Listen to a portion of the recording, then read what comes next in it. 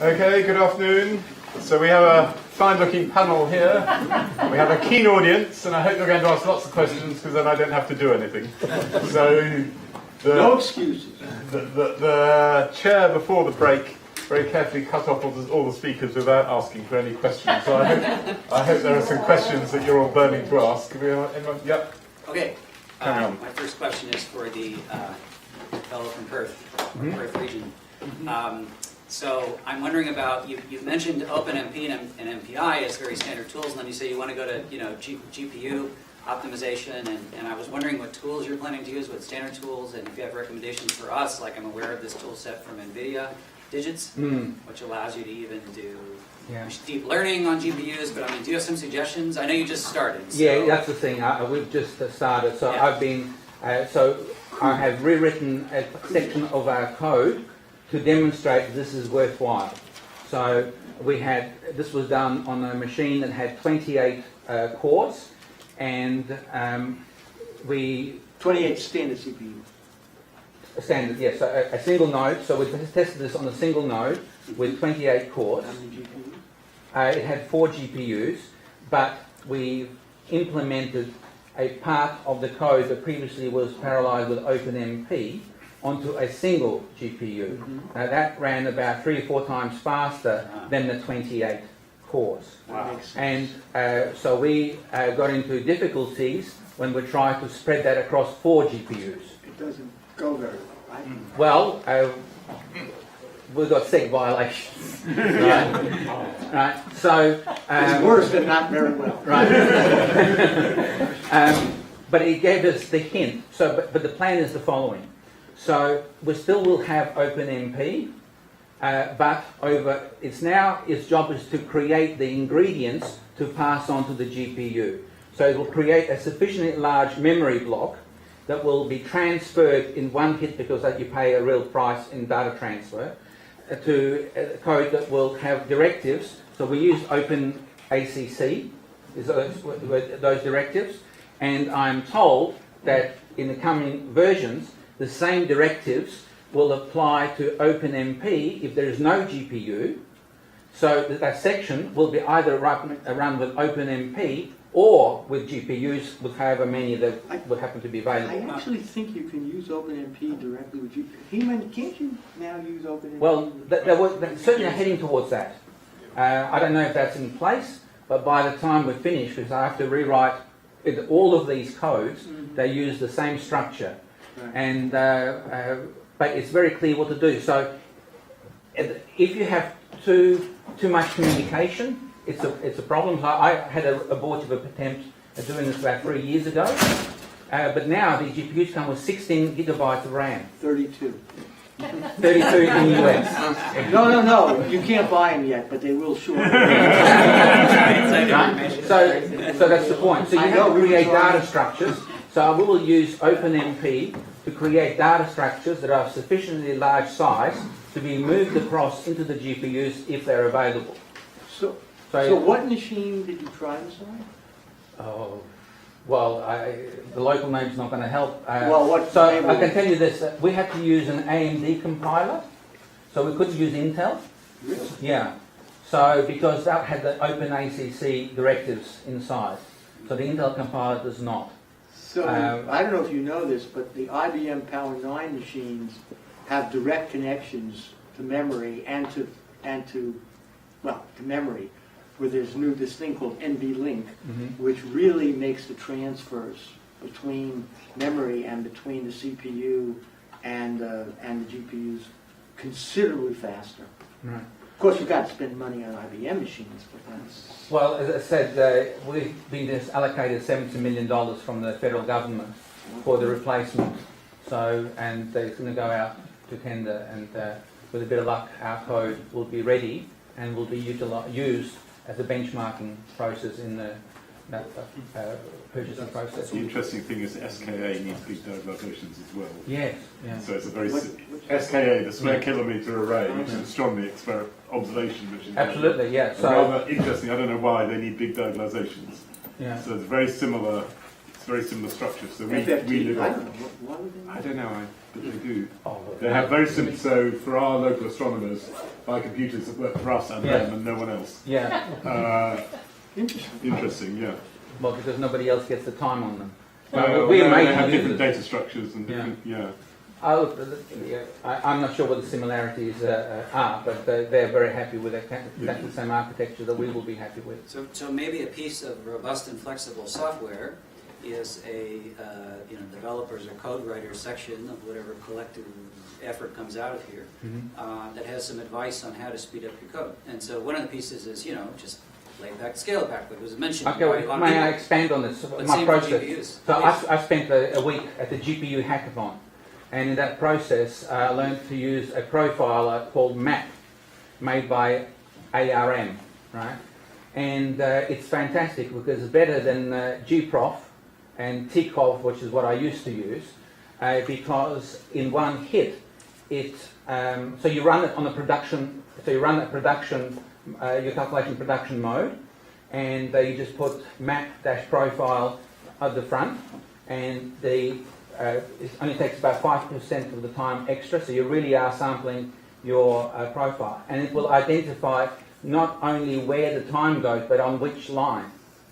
It's really, really useful because you can pick up terrible cache misses, and I had this example where I was doing initialization of A colon equals B colon because I was too lazy to put the starting and end points. And because it was compiled for a large amount, and it was in the inside of a particular loop, it caused enormous amount of, was 20% of time spent in the initialization.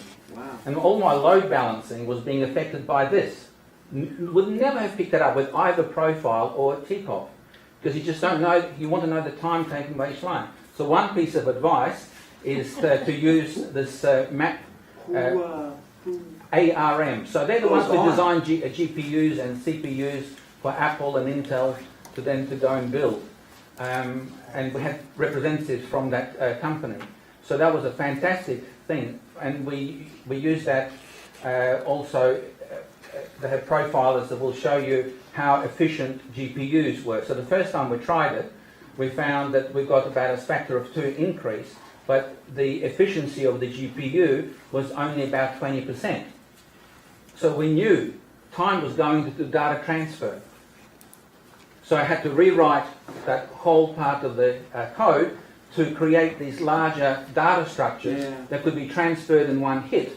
And then we got greater utilization of that single GPU. Then we went, let's use all 4, and it fell apart. But, well, that's a different story. But I think a lot of these lessons you learn from doing something like experimenting on GPUs, when you go back to CPUs, you'll find that those lessons are going to help you on the CPU too. That's been seen in many, many cases. Yeah. So good profiling tools are critically important. You'll really learn, because running things in the little test mode that takes 5 minutes is far different to the program running over many hours, which we do in production mode. We have to profile production mode behavior. Thanks. Yep. So I also have, in this case, 2 questions for you. Mm-hmm. You mentioned that you treat the positron as if it were basically a light proton.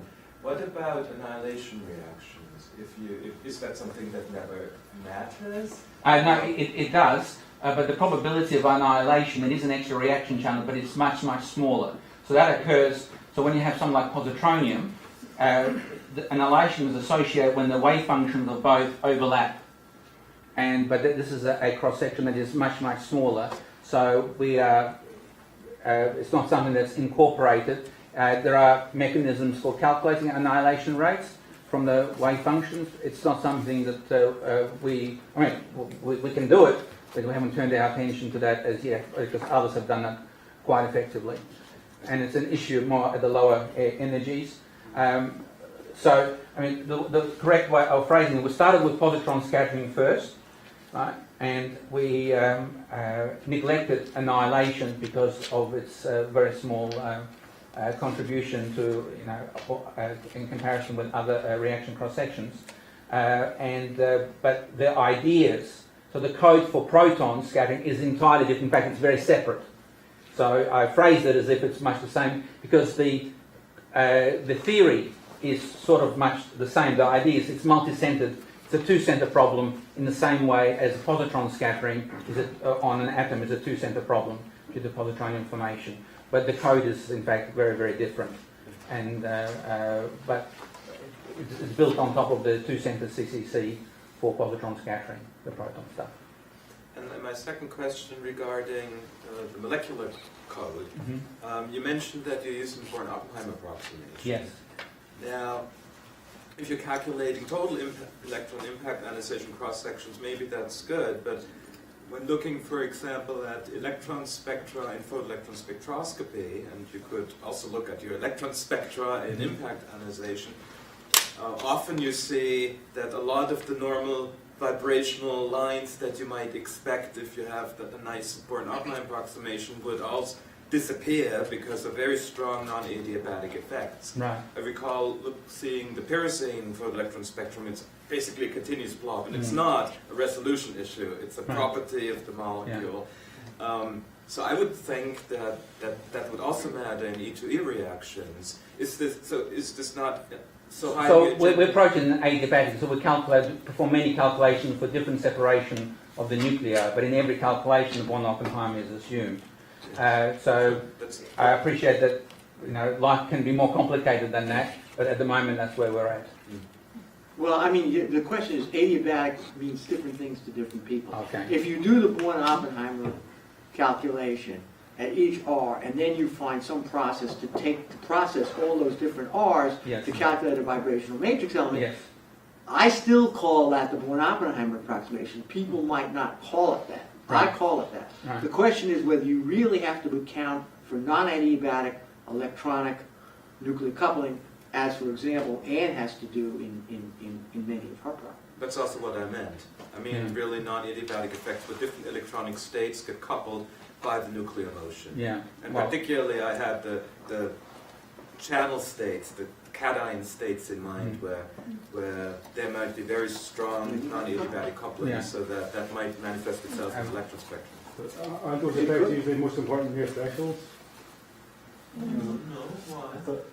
But I'm talking really about non-adiabatic coupling in the cation. Say you're going to some excited state of the cation upon impact ionization, then typically in the excited manifold of potential entry surfaces, it's dense, there are conical intersections all over the place, and whenever there's a conical intersection, you have severe non-adiabatic coupling. Right? So for an Oppenheim approximation would not make any sense there. And what you could comment on this question: if you go over to diabatic states, then you dump everything into the electronic part of it. Well, what do you mean by dump?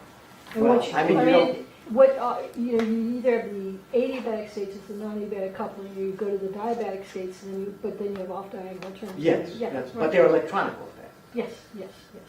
which may be easier in some senses to deal with. I don't know. When the problem with using the adiabatic with the non-adiabatic couplings is the derivative couplings, and that's a pain to use when you're actually doing a scattering calculation. I mean, I'm now talking about dynamics calculation. Yeah, So it's much easier to go to the diabatic with the off. yeah. That's. I think we're agreeing. So do you have two questions? No, we answered one. I have three questions. Okay, can I make a comment on the Born? I mean, one of the issues with the Born-Oppenheim approximation is, in a sense, you have two ways of doing it in these problems, because you have an electron collision off an n-electron problem, and if there are no resonances, you probably want to use n-electron wave functions to average things. As soon as you get a resonance, you get a whole different set of curves, and actually trying to mix and match those together is a major issue. Now, obviously, if you go into regions where your basic potentials are non-Born-Oppenheim are like conical intersections, then you've got another problem.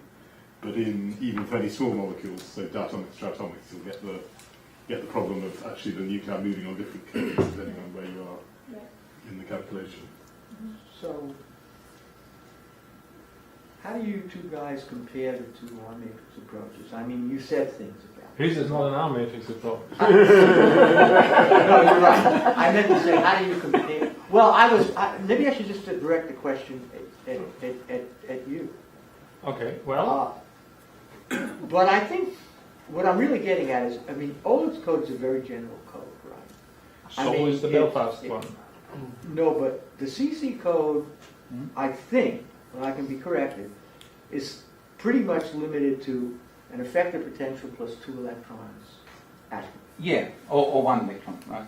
Yeah, Most one two. electron. So we deal with effectively a 2 electron system. But Klaus is, he can do inert gases. We're not too far away from inert gases. We need to implement exchange matrix elements. So we've done positrons on inert gases, and that works very well. But in the single center approach. But I think your question was how does CCC and R matrix compare? Well, we've written over 50 papers together. No, And every time I'm sure they perfectly- compare very well on the cases that can be treated by both. Yes, That's right. yes. And that's fine. I was actually trying to say that Where's the difference? in some senses you are limited to effective 2 electron systems, Yes. and you guys are not. Yeah, but I mean, when we compare, is what we do now, based really on the original PhysRec editorial, right? And also we wrote an article, sort of a topical review, I think for JFUSD, right? Jonathan was in it. I don't know who else was in it. Anybody else? I'm not- Me? Okay, so anyway, it was one of those where we now sort of try systematically, and you've done this for a long time, right? And I think we have also kind of done it for a long time, but now we really do it. And that is to, try very, very hard to do many calculations, increasing the complexity, and see if it converges. Now, that, of course, it doesn't guarantee you that it converges to the correct result, but at least it gives you a hint, right? And it's the best you can do in our case, just like an experimentalist. I have right? no, It is very difficult no quarrel. to estimate experimental systematic errors, right? That is not easy. In fact, to some extent, it's impossible. Sometimes you do experiments and it just, you didn't realize that your electron wasn't coming like this, but it was coming like that, right? That gives you a bit of a problem in the definition of the angle. So we do that, and then instead of, Igor and I decided very early that we would collaborate rather than compete, which could have been the alternative, right? We could have hated each other for the rest of our lives. But we decided not to do that. So instead, we are now doing the problems that we both can do. I understand. And that was your I was, question, no, right? was actually not my question. My My question was, only one of you. I mean, if I said, could you both do the same calculation on xenon, Not yet. No. he would say no, because he can't, That's right. because he only has a 2 electron code. That was the question. Not quite. Answer is different. So inert targets we would treat as effectively 2p or NP electrons above, and that's quite a good description. I'm not sure about xenon, but with some polarization potentials, you can manage that. Our issue is we haven't implemented exchange properly because we need to have the number of It's fine. You complexities, answered my question. right? But in principle, we can do inert gases in a similar way to Klaus, so long as we get the quality target structure that's required. But that by itself can be tough. You would have to do it with a core potential, let's say, take neon. That's what I or mean. 2p5. That's Yeah, what I'm saying. exactly. We're doing that right now. Yeah, so And 2p5. I just don't know how well that, you don't know how well it works or doesn't, This, in some systems, the excited, that's another issue, but again, this can be solved to some extent, this B-spline R matrix method with term-dependent orbitals is a way to quickly get a good description. But if you just have a big basis, right? So in Conor Balance would say, well, don't worry about it because we use RMPS, we have so many pseudo-states, and ultimately And you have so many the pseudo-resonances, diagonalization too. will get it right. And then you get a lot of pseudo-resonances. What's that? Then you get a lot of pseudo. Well, again, this is, I mean, Oleg likes to push this, but I want to be a bit more careful. This morning also somebody said they wanted, wasn't it you who, somebody said they wouldn't want to be so direct. And I think the issue there is also, was that? Fernando's comment. Yeah. Oh, that's right, maybe it was Fernando's comment. So the thing is that this pseudo-resonance problem has been addressed by, there's a paper by Batnell and Gorsica, and so it's not as critical, you can get around that. But this is a standard problem in the old days, that the first and the second part of the close coupling, which I, for simplicity, never wrote down, but this is the problem, that these n+1 electron states that we have to put in. Now, Oleg doesn't have to put them in, that's an advantage. Right. So the standard R matrix must put it in because of orthogonality requirements. And if you're not careful, that can give you disaster, That's right? But people have learned how to be careful, put it like that. Okay. But if you just use physical states, you can get convergence. Yes. Doesn't mean it's to the right answer. That is absolutely correct. You converge to the correct answer if you only use discrete states. You correct an answer. Not But you see, this is not what we do. But we would do calculations with an increased number of physical orbital states only, and then we add the continuum. And what we found, which people may not have seen in the hectic of the game, but I try to emphasize it just like you found, that for certain energies, the effect is enormous of this coupling to the continuum. It is absolutely enormous, and it's not what I learned when I took some elementary introduction to collision theory, where I was told that, for example, in neon, if you go from 2p6 to 2p5 3d, so 2p6 j equals 0 to 2p5 3d j equals 1, right? That is optically allowed, everything should be brilliant, no problem, right? We just use Born approximation and it works, it doesn't. It's amazing, and we were actually told that by a very clever PhD student in a plasma physics group who tried to set up a collision radiative model, and then he asked us, what's the uncertainty? What do you guess? How good are your cross-sections? We said, oh, these are fantastic, So you can change them a little bit. And then others, they're not so good. And then he says, no way on earth these can be right. And it turned out he was correct. He did this Bayesian thing and whatever, all kinds of... Yeah. But at the end he said, I cannot reproduce that if I cannot change your cross-section by a significantly bigger margin than what you just estimated. Yeah. I can explain. We saw this very early on, because elastic scattering is affected by polarizability in normal survival. And of course you're working in the unitary theory. So if you're going to get elastic scattering wrong, and it's a large cross-section, then all the others are terribly affected. I was going to say something slightly similar. Yeah. So what you did learn, at least I learned as an undergraduate, there was something called Unsel's approximation for calculating the polarizability. Yeah. And 60% comes from the continuum. And if you don't get the continuum in there, you don't get the right answer, and we need to get the polarizability right. So there's a message there. Somebody tell me that's because you want to create a pimple on an elephant's behind. Using states that are bigger and bigger and bigger, and they just don't localize in the pimple.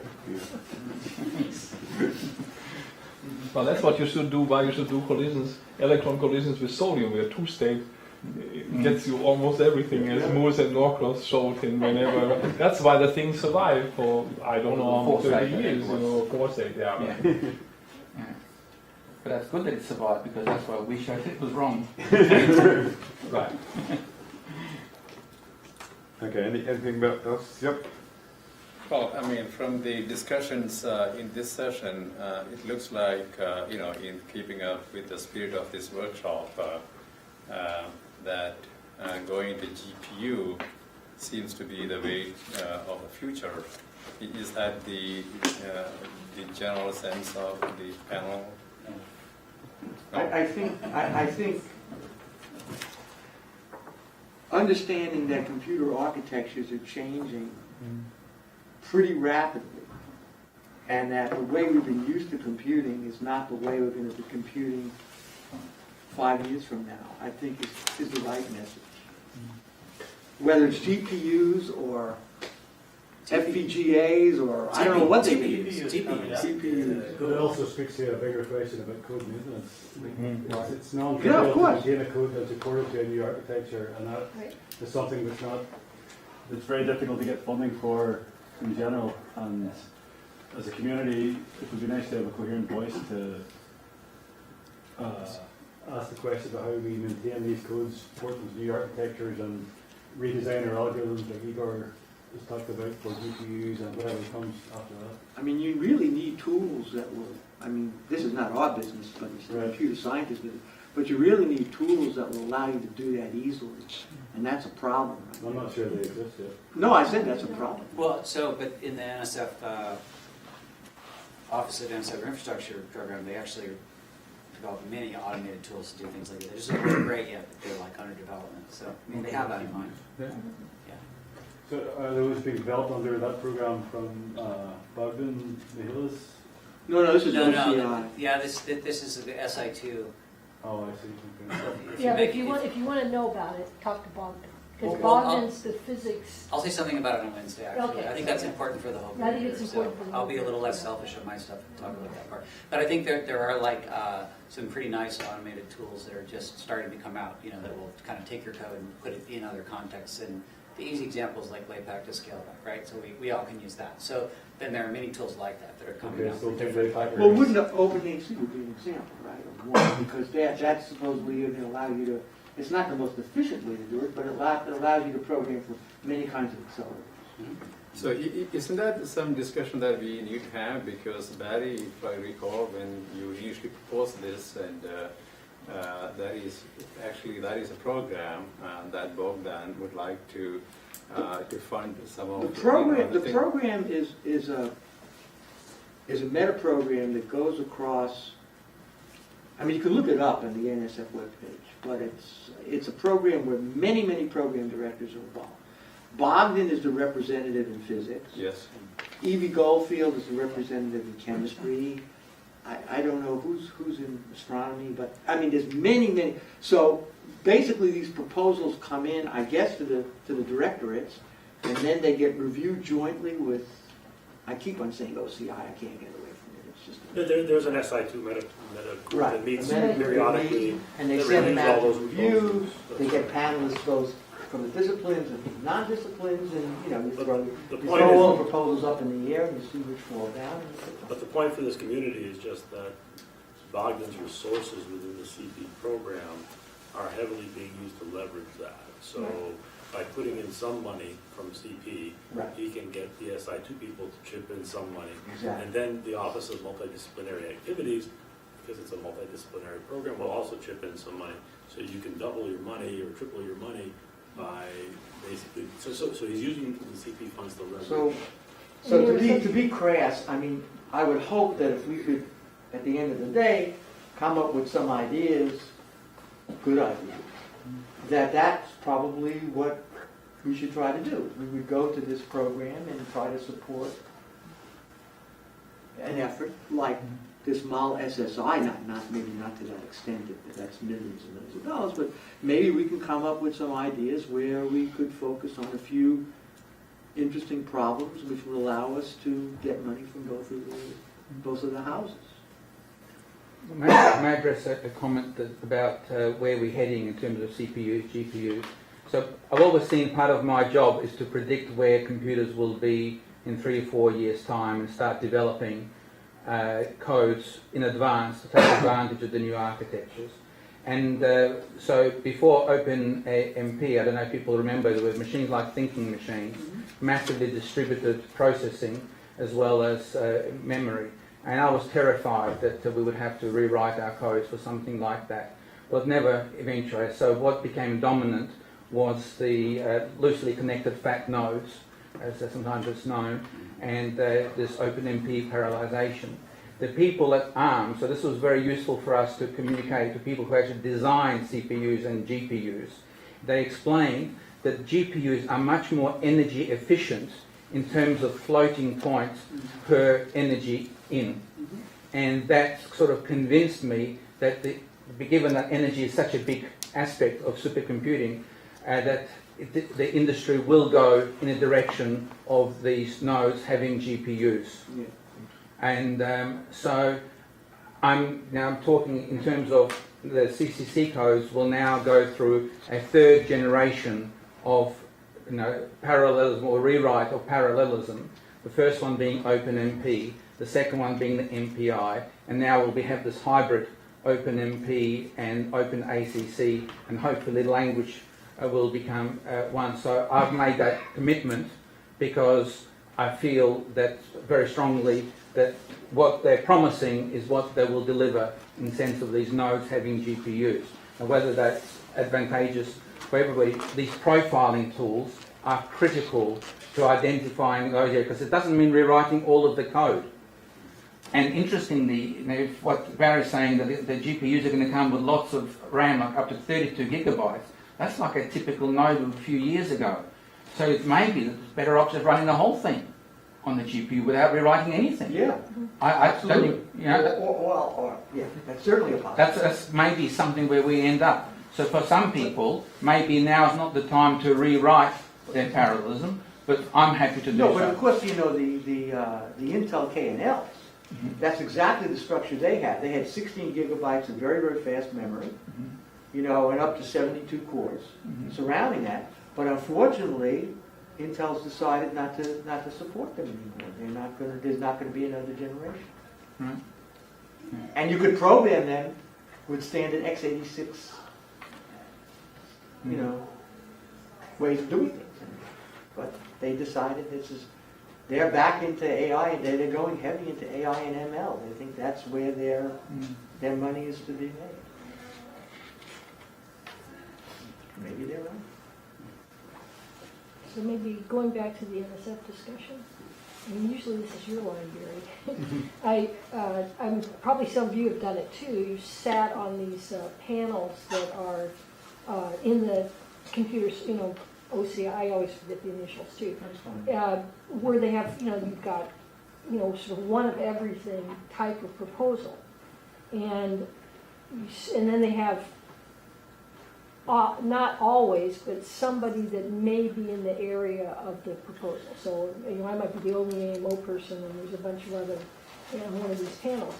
The way they have the warm bodies in the room is what are the proposals, how many of whatever do they have. So they always have the more hardcore computer science people, but then, they have an AMO person, they have a chemistry person, fill in the blank. And you get more of your guys in if you've got more of the proposals in there. So there's a advantage to being in the system and being in the system for a while and having multiple proposals in the system that it's worth exploring and seeing. And I think also you write a proposal like, I think you've got to make sure that you communicate to these other people what's important about what you're doing outside of your own small, narrow perspective. And that's hard. Yeah, so I think, again,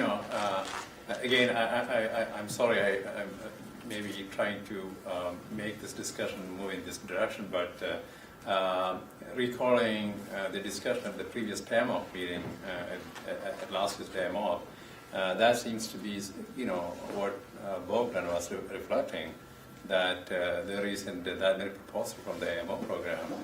And this seems to be a very unique meeting that we have here. We have two former NSF program managers. We have a current NSF program manager here. We have a diverse group of, DOE.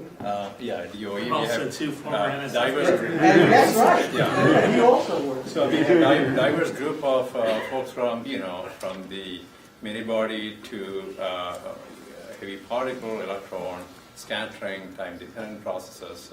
So I think this may be a great opportunity for us to talk to others and maybe, in a year or two, come up with multiple proposals to this program initiative. Well, the SS what is it called, CSI? Is that the acronym? Is that the program of CSI, or is that? Is No, that yeah, TV? it's still called SI2, but it's changed. CSSI. CSSI. The CSSI. is the other So, I think there are 3 levels of proposals Or maybe, that they're asking for. There's one proposal which they didn't have That's this year, which just says, basically, we want to think about this problem, and then we'll get back to you later on with a real proposal. right, So these are very small proposals. And then there's sort of group level proposals, and then there's these big institutes. So, you know, you can think about, or the community can think about what's best for it to get started. I would. But the institute one was also not allowed this year. That's It's really possible. big. I don't know. No. I think maybe it was only the middle one that was. That's possible. Yeah. So there's this scientific software element, scientific software infrastructure, and then this SI2 thing. So I think they didn't do the SI2, right? But that's because they already funded some very big ones. So it's Yeah. better to just join those. So basically, if you want to do a Science Gateway, there's Science Gateway Community Institute. They give you a quarter-time person for 6 months, extendable to a year, to help you develop your Science Gateway. And then if you join this one of these, like MOL SSI, or you want to contribute to NanoHub or whatever, they'll run workshops for you and give you access to all kinds of tools you wouldn't get otherwise. I mean, it's a lot more than just money. So I just Oh, want yeah. to No, being no, a part no, I of it. didn't No, mean I to know say you. that. I know you know that. I'm saying for the rest of the group. Yeah. So I just want to emphasize that because I'm just getting into it myself. I'm 6 months in, right? Right. It's software resources, like you said, like this GPU hackathon. It's information that I wouldn't get off the internet. I wouldn't get from physics conferences. That I get from CF people who know what they're doing and teach me how to do what I'm doing much better. So that's probably much more important. And I than saw money. Bob Harrison earlier this week, and I talked to him and mentioned to him. Bob Harrison is associated with the molecular, the chemistry one. And I think I said, if there's any opportunity to collaborate with you guys, if something comes out of that, and he was very open. So there's a lot of chemistry people in there, and there's a lot of DFT type people from material science and antimatter physics. There's I'm literally the only person from anything from quantum information to atomic structure and everything in between. The only person, which I was amazed by. It's like a giant hole. This is That's what Bobby said. But I So mean, there's not a I separate- think of people I heard today, everybody could put a proposal and a very good shot in that program, except Johannes because he's not operating out of the U.S. But We can fix that. Yeah. May I just add, if you Google GPU hackathon, you will find the next one that's in the United States. And I thoroughly recommend for everybody who's co-developing to go there and see what's, they'll teach you about all the profilers, those for the GPUs, those for your current codes. They'll do all those things. It's a fantastic service that's funded by Oak Ridge. They even go to Perth. Yeah. Here's a question regarding the applicability of some of the techniques that we heard about for electron molecule or even electron atom interactions to electron impact ionization and condensed matter problems. So the way I see it in condensed matter, particularly coming from this kind of radiation-driven type of physics, typically you produce electrons in a solid medium and then immediately they start colliding with stuff and just produce plasma. And most of the time when condensed matter people seem to talk about electron impact ionization, they essentially, most of the time I think, use the first-born approximation, the plane wave first-born approximation, so that they describe everything in terms of the dielectric function of the medium. And I think they go even to relatively low energies, order tens of eV, where they kind of still happily use this type of approach. Now, I mean, this is not the type of approach that would be advocated in the AMO community, but what I'm saying is, do you see opportunities for maybe using some of the know-how developed in the AMO community and applying that in a reasonable manner to such problems? Because often it's mostly a matter of introducing at a suitable place periodic boundary conditions, something like that. I'm slightly exaggerating, but is that something where maybe, in terms of what Barry said, can one make the point that there are outreach opportunities to other communities? Is this a place where maybe a connection could be made, which could be very interesting when it comes to radiation damage problems in condensed matter? Yeah. Possibly. We had a go at dealing with solids, electron scattering on solids, and you can't write down a few-body Hamiltonian, unfortunately, and as you say, it's just the periodic potential is the mechanism for treating those things. I don't know how solid those things, how an accurate approximation. Normally I would say if you can write down a Hamiltonian, we have a hope of solving the associated few-body problem. But this is different.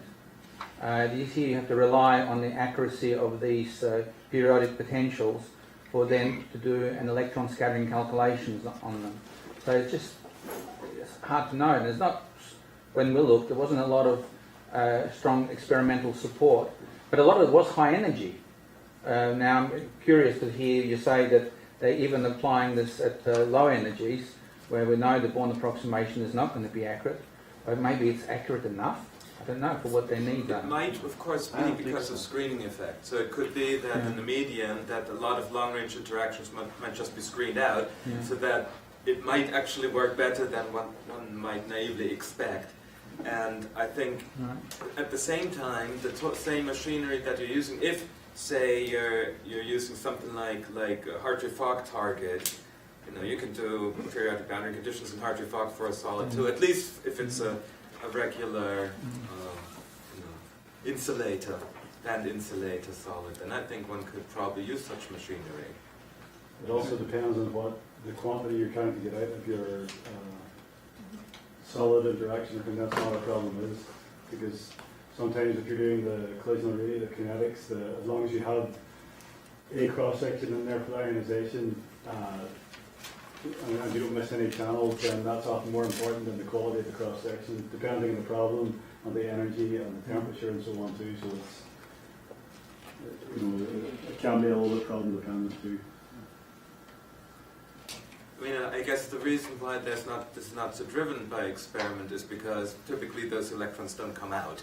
Right. So it's something that would only indirect experiments. The electrons that you form are somehow trapped typically in the medium, and how do you know exactly what processes took place? But I think in connection with X-ray FEL experiments, where typically the time scales of the pulses are comparable with the time scales on which the electrons lose energy, I would think there would be indirect impact on what the X-rays detect. And in that sense, even if you don't see the electrons directly, the electronic impact ionization processes would play a role.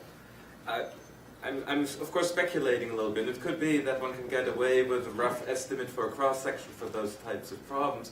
But I'm just saying, if one has this type of high-level machinery, then it's interesting to ask whether one could possibly do a bit of a transfer to that other community.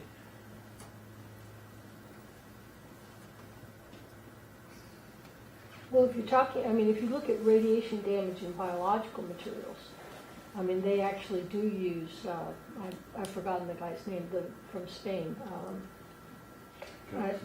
Garcia. Yeah,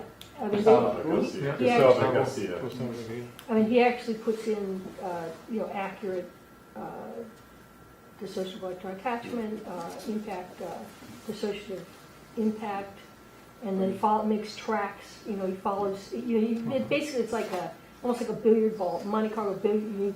You have an interaction. You decide what you weight it, what happens by the cross section, and then sometimes you make more particles and make these tracks. And he's using more and more accurate. So he does radiation track models. Yeah. So it's basically kinetics. He's basically looking at kinetics and he's interested in biological systems. Right. Yeah. And the background he started was the human body was modeled as methane and water. Right. Mm-hmm. That was methane. Methane and water. Methane apparently is an approximation for bone. Both. And water is the rest of approximation. it. And so he is now trying to do better than that, basically. But he's using then computer cross-section. That's not actually trying to describe those cross-sections with first principles, but using them to do some kind of Monte Carlo of electrons. He also makes up his own cross-section sets Right, because as he needs well. a set. Because he needs a set, he needs everything. So, but he uses literature value, or he just makes them up? No, it's a mixture. He has made cross-section we sets. have actually done calculations Yeah. by that's- comparing with them, and so for simple things, say he has a sort of an imaginary potential on top of the normal one, and so he basically can calculate elastic scattering and total cross section, and then and then the difference between the two is the all inelastic ones, and it's quite amazing how well it works in certain circumstances. Can you define what you mean by how well it works? Well, the cross sections come out in at least, I don't know, qualitative, whatever you mean by, say, 50% or something like that, when we nearly kill ourselves. But he can't calculate individual ones, right? Say, if you want to know what the excitation cross section is for, the work that we did with them, I believe, was on chlorine, right? Chlorine atoms. Mm-hmm.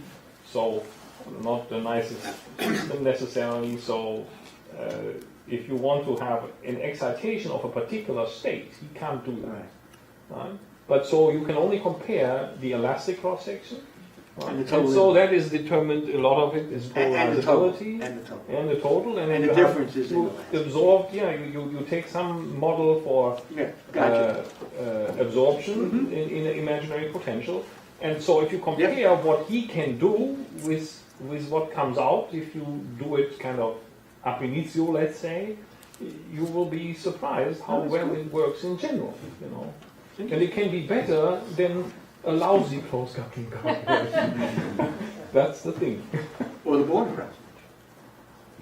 Yeah.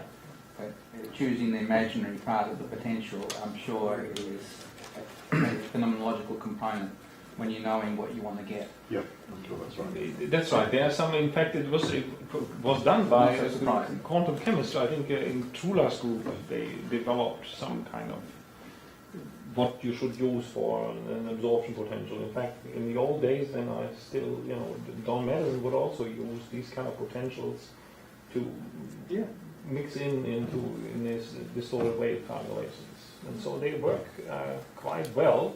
Yes, they have some parameters. You make sure you have the excitation threshold right, the lowest one, and then you do some other tricks. And in fact, this allows them also to play a bit.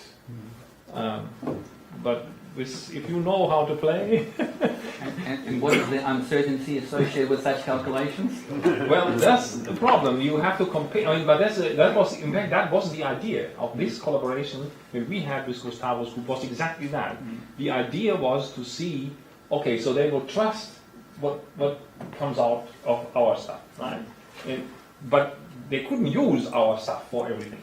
So you just hope that the thing that they can do agrees well, and then the uncertainty is roughly the difference between their prediction and our prediction. Right? And it was surprisingly good. Good. Sort of disappointing for those people Who nearly kill themselves. binary encounter based on that? Yes. Yeah. Annoyingly good as well. That's disgustingly good. Igor, I know you were very proud of your electron impact ionization cross sections. When I saw Fed results, I gave up calculating them. Well, most free Is that what parameters. you said? Right? Yeah. Yeah, but even in that case, he puts in the ionization threshold Right. because he knows that he looks up NIST tables or whatever. Sure, but Well, Right? you can take it from Koopman's theorem. Yeah. But the Koopman's theorem works better than the experimental one, which is also a fudge there. Yeah. Bob, you had a... Yeah, I was just thinking this morning there was some discussion about how certain codes can be used by non-developers and in some cases rather easily. And I think even in the grid-based talk, you mentioned that ease of use was one of the advantages. Am I correct in assuming you don't feel that way about your codes? No, not me. I got a sense, and I wrote down that you didn't think that They're non-experts changing all the time. or non-developers, you almost have to be a developer to be able to use your codes. Is that right? Yeah, but you could You could freeze a version and put it out there, Yeah, and which one do I freeze? whichever one you feel like. Yeah. No, but I mean, this is what I think what the Belfast group has done now.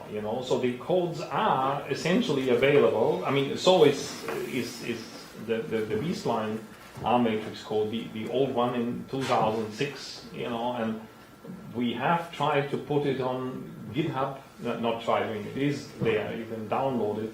The problem is how to use it properly. Yep. Because it is, I mean, as I said, this was not a joke. I mean, I saw it, I was there live when somebody did beryllium-like iron, right? So beryllium 22 minus.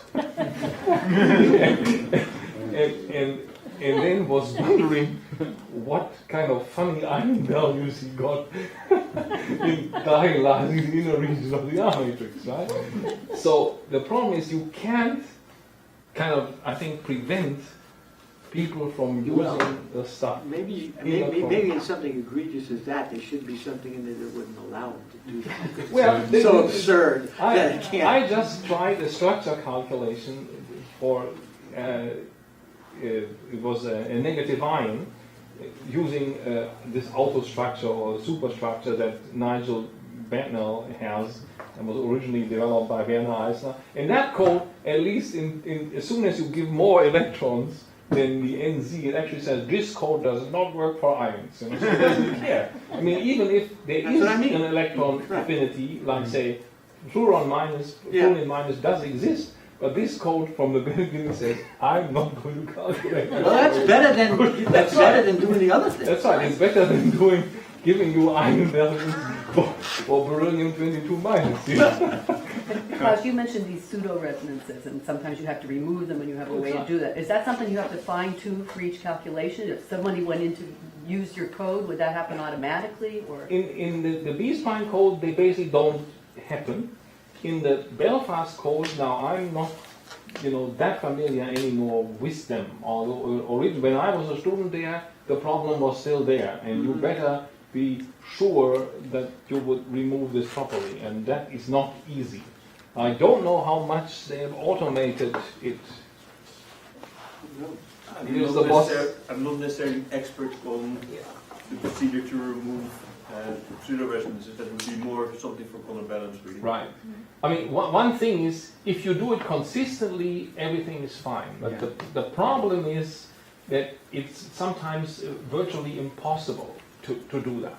And it has to do with that this method tries to get a good target structure, and the only way they can do it is to use relatively large CI expansions to do this. Whereas in the B-spline code, because of all kinds of things, we can get it away with a smaller expansion, and we don't need these consistency terms. So the problem is, if you do this correctly, that means all of the target states that you put into this diagonalization, physical or non-physical, should be in the collision calculation as well. Then it is consistent. But that is impossible. If you did this, your scattering problem would have an enormous it's possible over a finite energy range. So it depends what energy range you're interested in. So typically on electron molecule stuff, you're not so interested in the very high energies. Right. And then it's actually possible.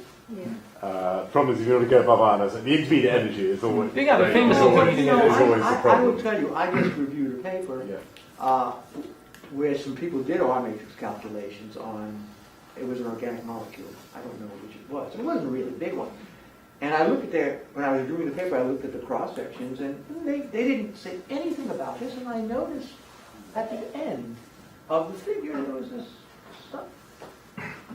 High energy. So I said, I will bet It's you wrong. it's pseudo-resonances. And I just said, the authors have to explain what that is. And of course they did, and they said it was pseudo. So they're still there. There's another version of the Belfast R matrix code, which is developed more recently, in which kind of the setup of the problem is such that the consistency between the target and the full system is there. But the standard code does not have that consistently checked. That is perhaps something that needs to be brought back into line with the code. I think that is something where kind of community feedback on codes is actually also very useful. With what kind of things should be avoided at all costs. I mean, I know how to make sure that it's consistent. The question, Yes. so it can But be it's not- certainly in a version implemented is that that's what you do, right? The question is whether you can afford to do that. That's not clear to me in the general case. But With big CI expansions, it's, as I think Byron and Tom back also at the same time, Connor was working on this, they were working on it too. It's not easy.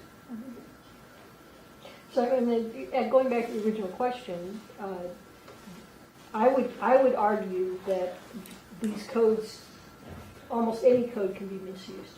yes, I mean, I'm not going to name any names, but there's people who should have known better that were talking about, they were doing a dissociative electron attachment calculation. Okay, that's, when you do that, you almost always have a shape resonance, not a pressure resonance. But they had been doing dissociative recombination, and so they come to me and they go, I don't know what happened. You know, I did a, you know, this many natural orbitals, and I did this and this and that, and I'm looking at it going, it's a shape resonance.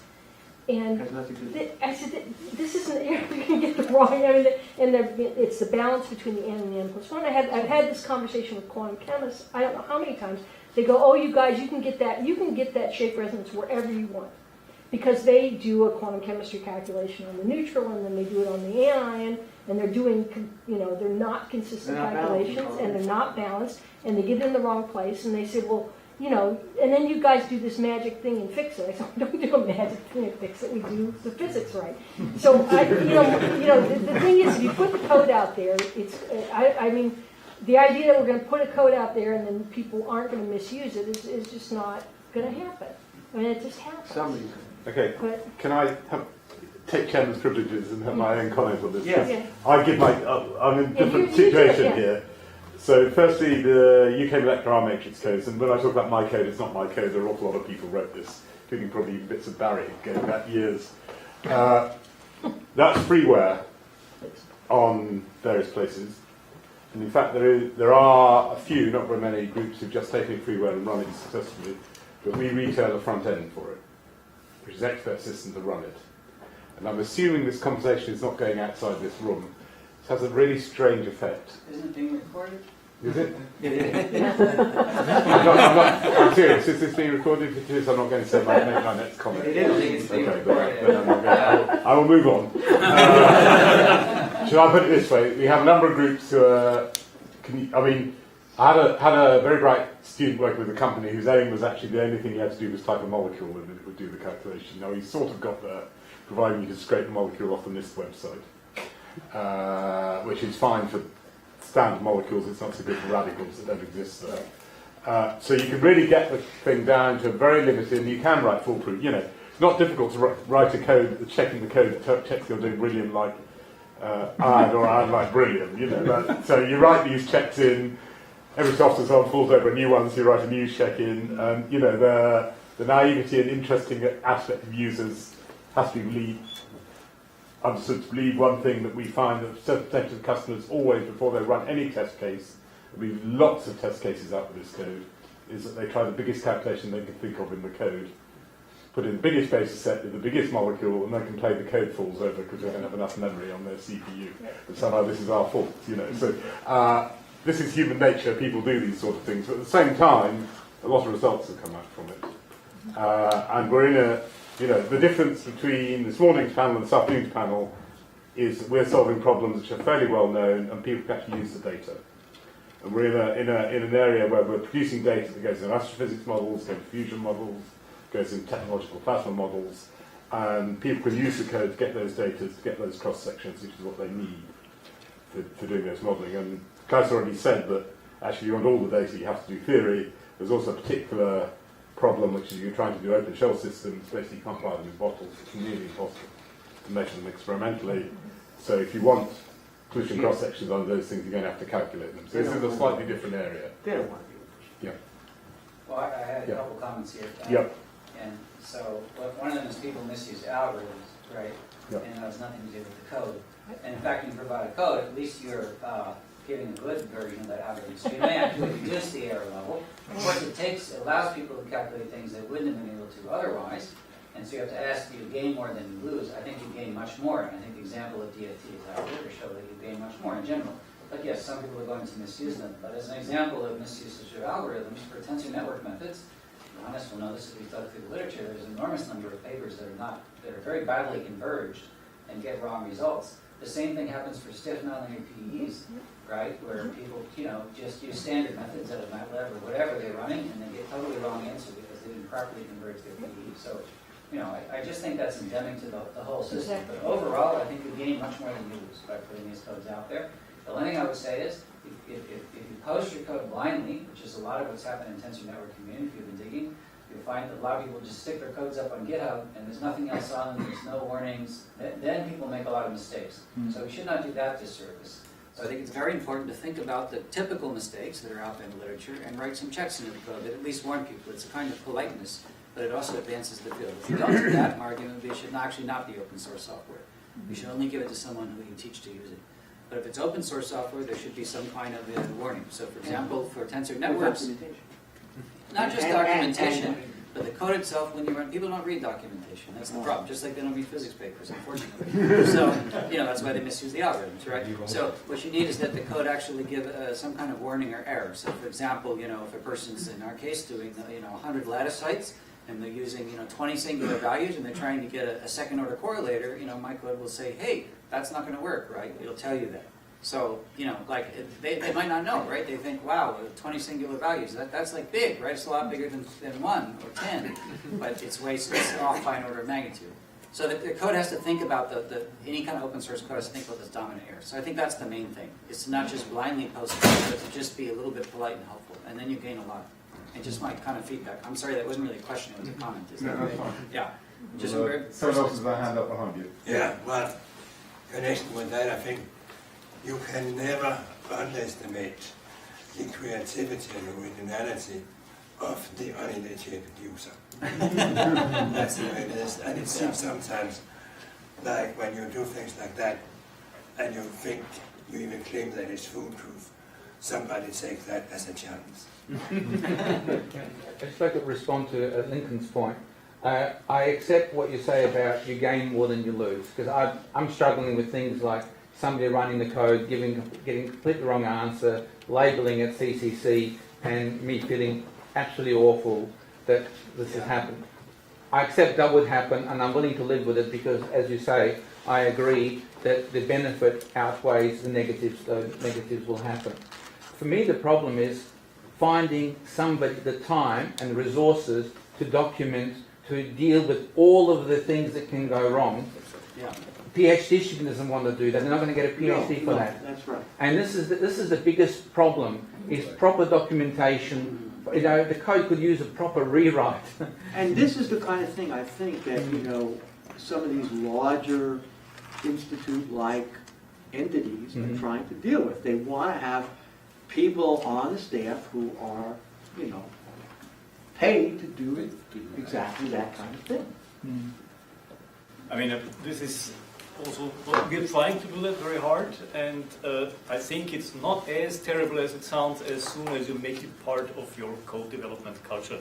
Whenever you run into such a problem, catch it. Don't say, I'll do it next week. I know what I'm doing, I won't do it again. You will do it again yourself. So I think this is really, yes, you can misuse any code as you like. It's very hard when it gets more to the fringes. But the everyday stuff you can catch, and you can catch it most easily when you're correcting your own mistakes. It's not like, oh no, I won't do that again. No, I write to stop, warning, alarm, something. Yeah. Go inside the source code and put in comments. Yeah, you like a little class that does this and takes care of it. And you write, it's one line, you edit there. That's it. Yeah.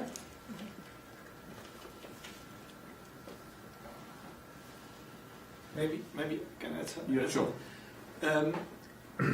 In many cases, someone may need your code to do something that is almost identical to what has been done. I think in AMO there are many cases where some problem has been done involving molecules. Suddenly someone for some reason needs an isotope. Then repeating something that has been done is usually not possible because the code was not published and the person who knew how to do it, who would be able to do it in a day, is no longer there. And the same problem can take months for a student to repeat something. So I think there is this one risk that someone is going to do something totally different with your code, but the solved problems are not out there either. Even though if you just had the job, you only had to change this one parameter in the input, and it could run again. And the mistakes aren't out there either. People should publish their errors too, which would be very useful for other people. That's a whole other matter. Well, we don't know their errors. I work on a number of problems in other areas where our codes are just published in freeware. We routinely put in supplementary data the input files, and that allows you actually just to take the code and rerun as you say. Right. And I personally think nowadays I'm constantly berating experimentalists when I referee articles that they don't give all their data. And I want their data. I think actually theorists should be doing that as well. That actually you should be giving the inputs you've used in the codes, particularly if the codes are available, so that people can just rerun. Sorry? And you mean And the output, yeah. No, the output you normally do give in terms of results in your paper. You may not give the raw output. Yeah, no, I mean the raw output. Yeah. The raw output. They want to see line by line. They're getting the raw output, not the final answer. Well, in CPC, they make you do it. We've done it a few times. That should be absolutely standard. But I'm talking here about not just when you publish a code, but when you actually do a calculation. So JCP, for instance, has stamped down on people not publishing potentials, which makes calculations completely unreproducible if you don't have potentials. Right. But actually, you can have inputs for running the codes, and you can have the outputs. Absolutely. The whole culture in science has to go towards reproducibility. Yeah. And we now don't. You used to have this excuse; it was very difficult to do this when everything was on paper, etc., etc. Right. Now there's we do not have that excuse anymore. Yeah. Okay, we've had our hour plus some.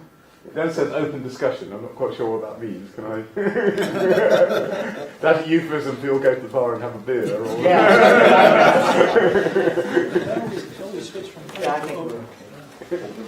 Okay, well, can I thank the panel for the